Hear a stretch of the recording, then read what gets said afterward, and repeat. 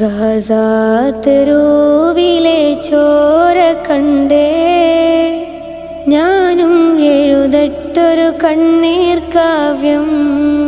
പിഞ്ചോമന മക്കളെ ചോരക്കായി ദാഹിച്ചലയുന്ന ചെന്നായ്ക്കൂട്ടം. മരിച്ചത് ഞാനല്ല, നീയാണ് മുസ്ലിമേ.